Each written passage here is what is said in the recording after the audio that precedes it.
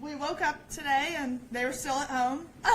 So it's honestly felt like such a dream to have them at home, and I'm just so grateful, obviously, to President Trump, the administration, Alice Johnson, just everyone within the pardons office. Alice obviously came on my podcast a year and a half ago, I think, before she ever even got the role. And what I respect about her is she's not in the art of giving favors.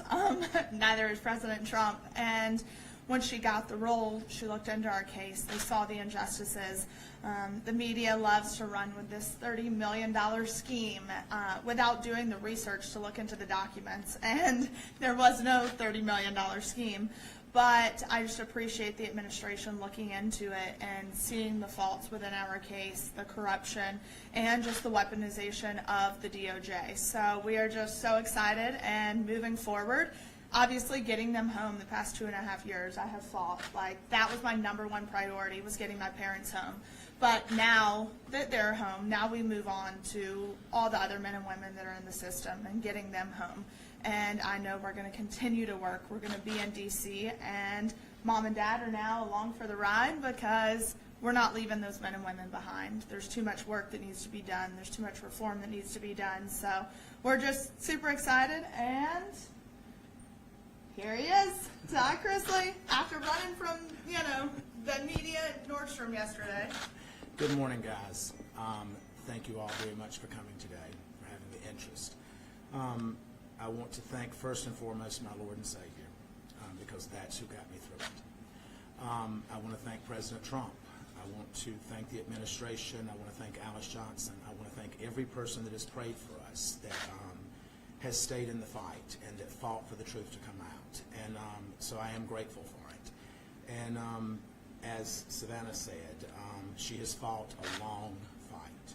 And for any parent to see their child fight this hard, it's a double-edged sword. It's a blessing, and then your heart breaks because your child has been placed in that position to fight for you, when as a parent you're supposed to fight for your children.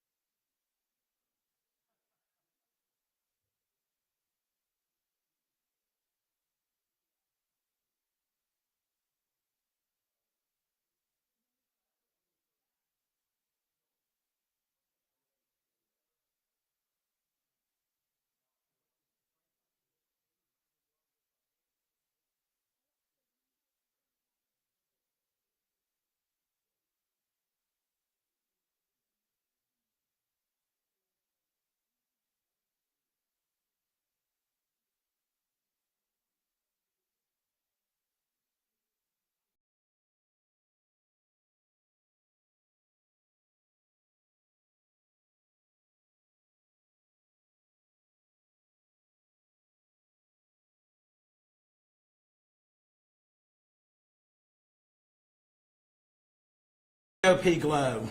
And so what was the motivation behind that, and how are you going to continue that sort of fitness routine moving forward? Well, I'll actually have more access to better products now that I'm out. I think that I had nothing to do other than to read and to work out. And so I worked out every morning at 10:45 until 12 with my buddies there, and I read, and my walk with Christ became deeper, and I talked to my daughter.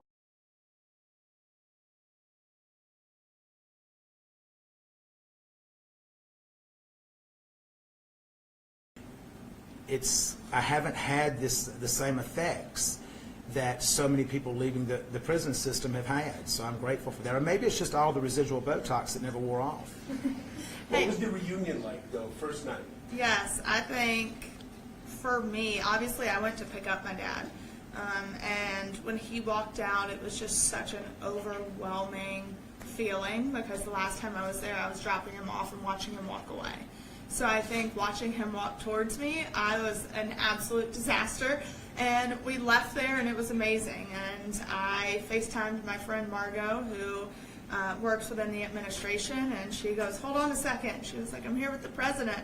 And we got to FaceTime the president, and it was a full circle moment. I think that it was, you know, as Savannah said, she and Nick dropped me off there, and then you picked me up. It was, I don't even know that I felt like that it was real at that moment. And I woke up the first morning, and I was looking around, I'm like, this is really real.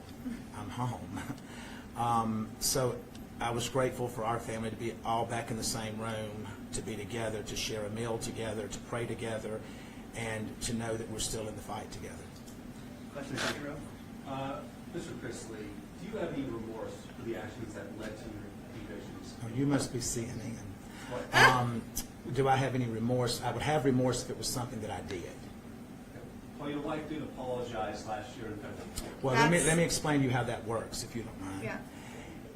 You're placed in a position as a defendant to either bow down and kiss the ass of the Department of Justice and accept responsibility for things that you did not do in order to avoid a stronger sentence.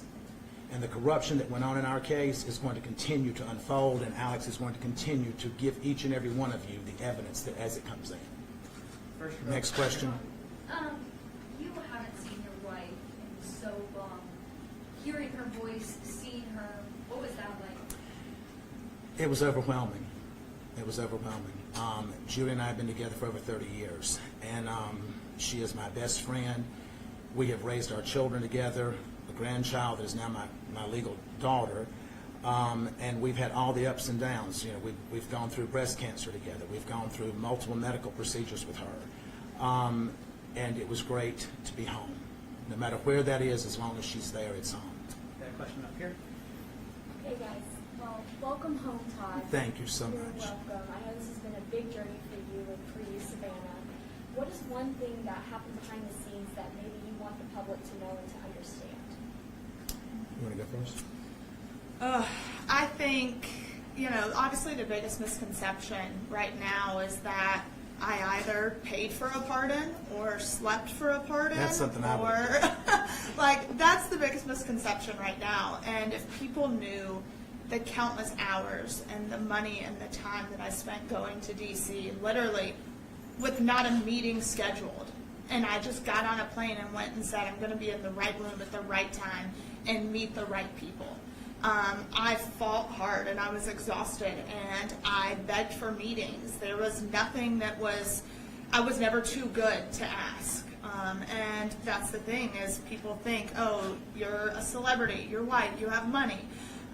That we got an upper hand and we didn't. I had to fight and I was relentless and that's how it happened. Finally, people listened. So for me, that would be something that people just don't quite understand. I think for me, watching it all unfold and listening to what she said that was coming up next, and just being consumed with pride while at the same time knowing that this is a long shot because so many people are told no. And being in the prison system, anyone that says that it's a fair shake, it's not. Because I dealt with young African American males in the prison that I was in that were not treated the same. They were denied programming. They were denied access to certain things. I was not denied that, but we know why I wasn't denied that. And so I think that is a much bigger picture that we all as a society as a whole need to look at, that we are one. And whether you're Republican, Democrat, or whatever, at the end of the day, when you're in that hospital, you don't care if it's a Democrat treating you or a Republican. Now, some of you may, but I want whoever's going to be the best person to do that. You. Thank you. So there's no telling how many times Savannah's Instagram was refreshed yesterday with everyone looking for that glimpse of getting to see Todd. And then the first time we see you live on Instagram is in Nordstrom shopping. Can you talk about that? And then, were you hesitant at all for that to be the first glimpse of you shopping at Well, we Nordstrom? thought through our security detail that we had beaten that and that we were good to go.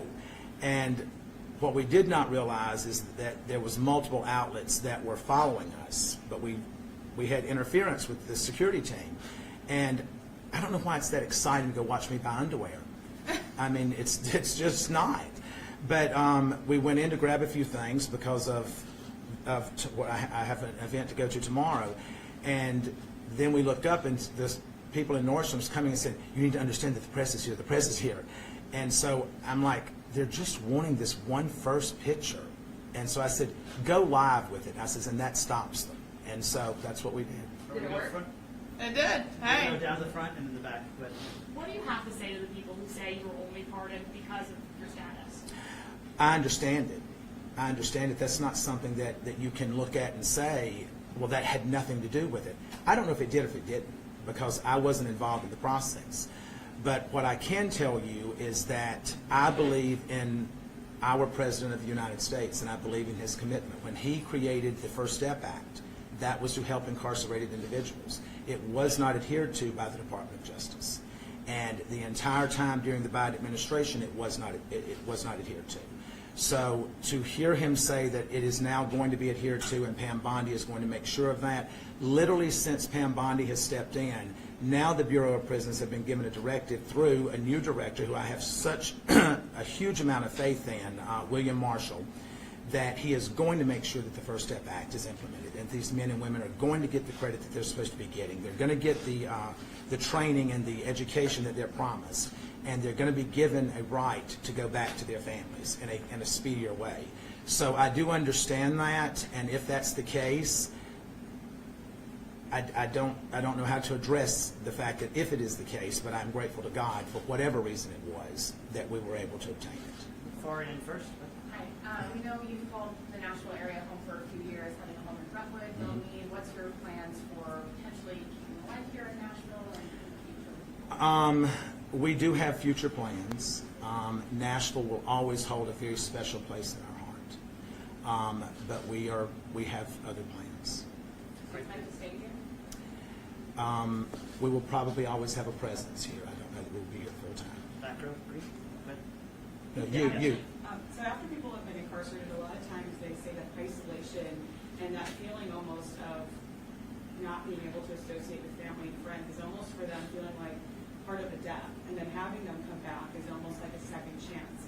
Now that you have all this new understanding, these experiences, really having that conversation with people in very different ways of life, how do you plan to use your platform and to share different messages if you do, now that you're continuing to have this TV show? This will always hold this. You can't go through what we've been through and walk away from it. I'm fortunate, so is Julie, that we never lost contact with our children. Julie and I emailed 10 times a day.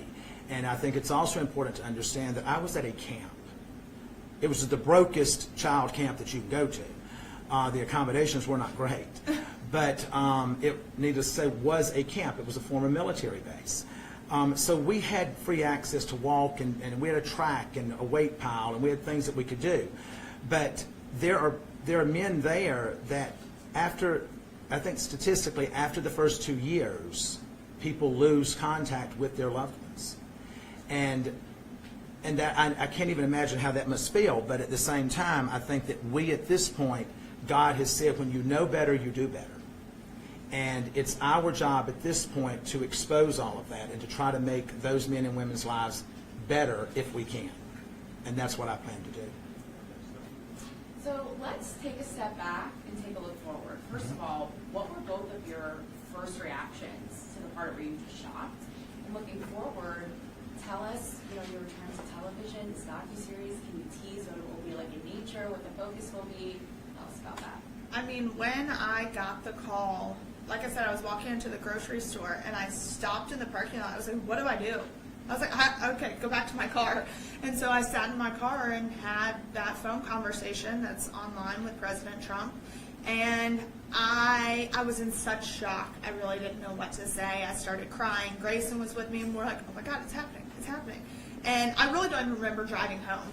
Like, I was in such shock. And I then was able to talk to my parents and tell them what had happened, but it had already kind of spread like wildfire because President Trump's team posted the video and tagged it Trump Knows Best, which, I loved. But it spread like wildfire. And when they called, they're like, is this really real? Oh my, like, it was so hard to believe that it was actually happening. I had a staff member that came to me and said, you've just been pardoned.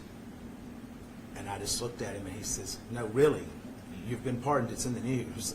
And so I walked up to call her and she said, it's true, it's true. So I remember walking back from the phone and just feeling numb, not really knowing. And then after about 10 minutes, all I could think about was the guys that I was leaving behind because I had made such wonderful relationships with those men. And when I left that day, there was only 317 men at our camp, but they were lined up shouting when I was walking out.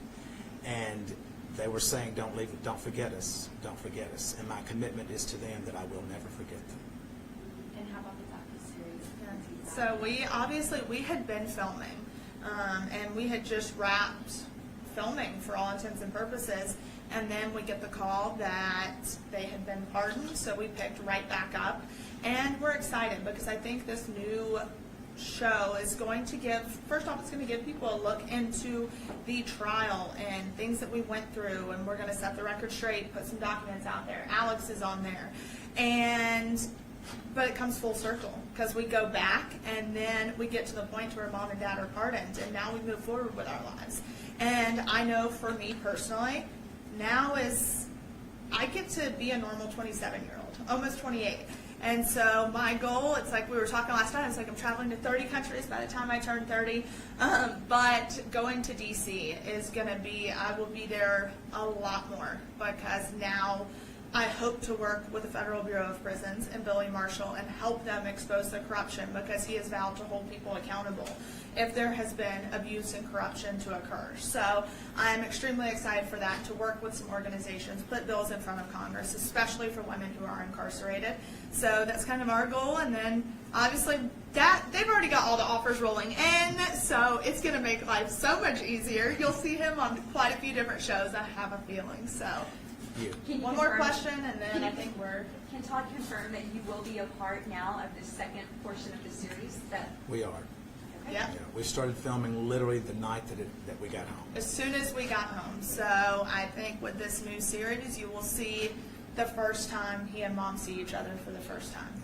Last question. Let her have this question. So I understand you're saying you were wrongfully convicted and that information will come out, but my question is, so, it was under the first Trump administration when the investigation happened and the charges, so how can it be political? Well, if you will look at the individuals that prosecuted this case and that lied to the courts, and these prosecutors are no longer with the U.S. Attorney's Office. Tommy Krepp left and is now at the FDIC. Annalise Peters, she is now with Meta. You don't go to Meta and give up a career as a prosecutor. That's not what you do. You don't go to the graveyard of the FDIC when you're trying to build a career as a defense attorney. So I also think it's very important to note that it took 7 years to issue a formal indictment. Exactly. So the investigation was going on for almost a decade. And when you look at it, our judge was the youngest African-American female appointed by Obama. So she allowed so many things to come into trial with the Fourth Amendment violations, and magistrate judge ruled that all the evidence must be thrown out because it was obtained illegally. So we don't know if stuff was planted. Mark Braddock was involved. He got full immunity from the government. So the whole trial was just messy and tainted. And when the magistrate judge ruled the evidence was not allowed in, the Obama appointed judge said, nope, I don't care. We're allowing it all in. And with an email that said, we need to catch a big fish. And the response was, well, Todd Chrisley is the biggest fish in Atlanta right now. And I think it's also important to note that the Office of Inspector General ruled in our favor in their documents, that in their investigation, that stated, we agree that the Chrisleys were unfairly targeted. We substantiate Due to their celebrity status. Yes, we substantiate the Chrisleys' claims that they were unfairly targeted. So at the end of the day, I will sit and say, as his daughter, I believe in law and order. If I believe that my parents did exactly what they were accused of doing, then yes, you have a consequence You have for a it. consequence for it.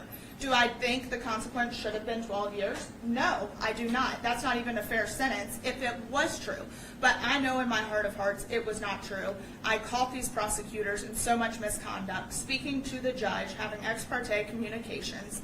And This is in writing. This is It not is in hearsay. writing. Alex exposed the emails. So I think at the end of the day, if you want a conviction, then have a clean conviction. And to go back to your question about it being a Trump administration, it was a Biden administration that the OIG issued the report under that said that we were targeted. Mm-hmm. Thank you. All right, guys. That's it. Thank you all very much. Thank you. Awesome. Thank you. Thank Y'all have you. a wonderful day. God bless. Thank you.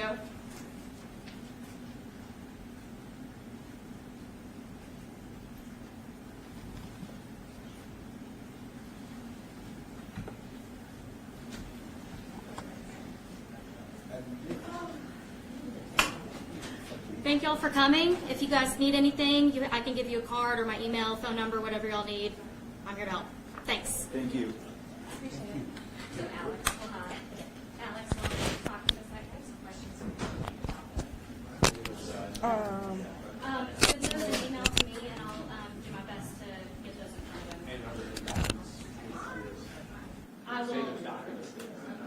Sure. I will make sure that that is included in my request, Alex, from the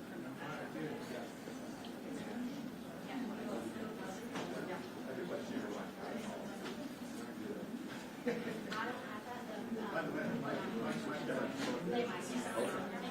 Yes.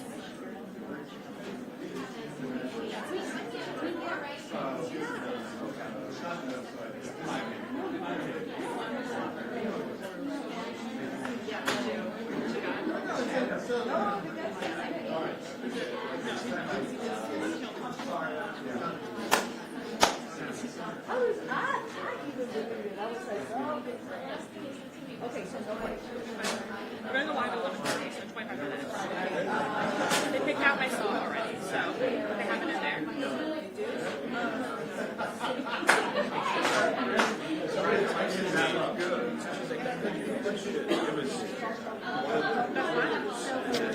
Yeah, they were so happy. That was the two things they wanted. Yeah, and good. We got them in, Good, so yeah, that yeah. was good.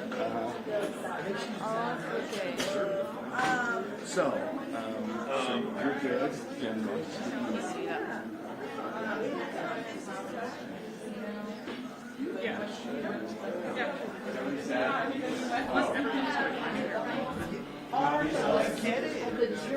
You think there'd be a little interference? There's so many live No, views. that's what I was wondering. But we were live. Yeah. Where? We're getting there, yeah. There was some talk about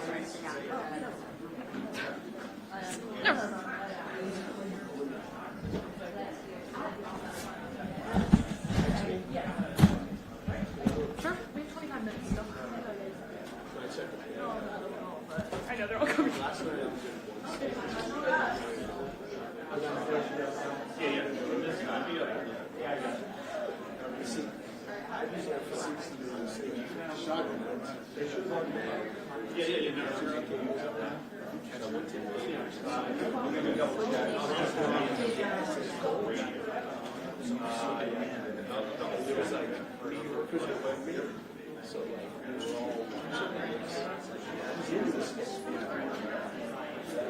Okay, so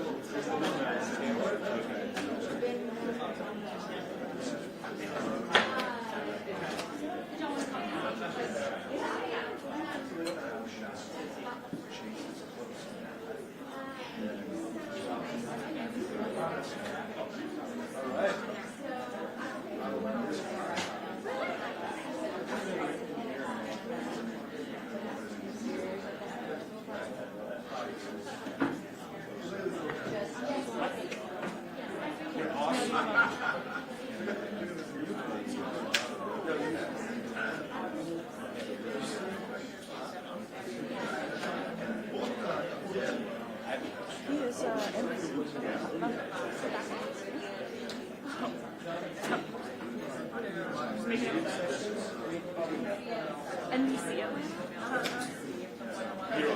Oh, wait. There's